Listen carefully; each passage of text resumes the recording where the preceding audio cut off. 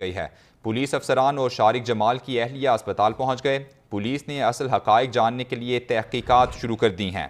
DIG traffic Shariq Jamal पुरअसरार तौर पर घर में मुर्दा पाए गए हैं। शारिक जमाल की लाश अस्पताल मुंतकिल कर दी गई है।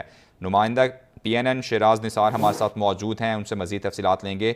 शराज, क्या मामला है ये?